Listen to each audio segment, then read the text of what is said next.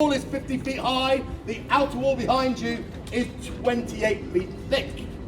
The road to your left is called Mint Street, because until 1810, all the coins of the realm were designed and produced in these buildings.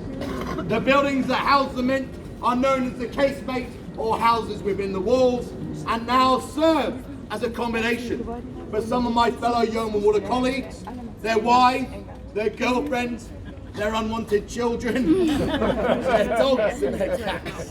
To your right is a tall, dark, narrow archway, known as a sally port or royal entrance, beyond which was a small drawbridge leading out to the Queen's Stairs and directly down to the River Thames.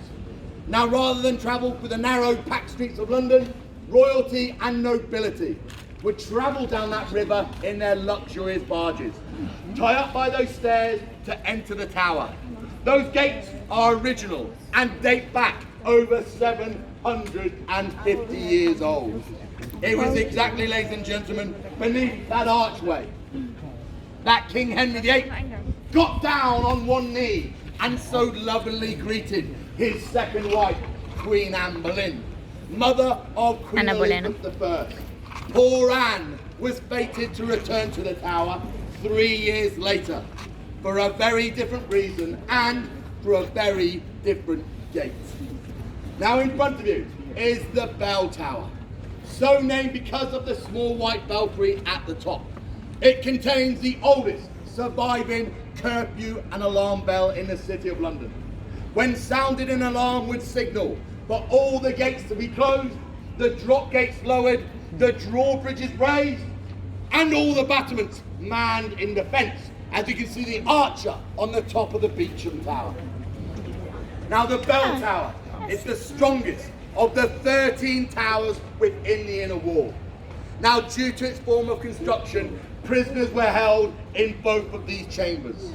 The man for all seasons, Sir Thomas More, one-time Lord Chancellor of England, was held in the lower chamber for refusing to accept King Henry VIII as head of the Church of England. At the same time and for the same reason, John Bishop, the Bishop of Rochester, was held in the upper chamber, also known as the Strong Room. Both men were to suffer terribly, but neither would be persuaded to abandon their beliefs. In 1535, both men were led out from this tower up to Tower Hill for public execution. 400 years later, in 1935, both men were canonized as saints of the Roman Catholic faith. Now, another famous prisoner to be held in the Strong Room was a young Princess Elizabeth Tudor. Her half-sister, Queen Mary Tudor, had reason to believe Elizabeth was implicated in the Sir Thomas Wyatt Rebellion, which was against the Queen's plans to marry King Philip II of Spain. Fortunately, she was proven innocent, although banished to Woodstock for a time. It would be 4 years until she returned to the Tower of London for her very own coronation, and the last time she visited the Tower in her long reign of nearly 45 years. Now for some blood and gore. Are we ready? Yes.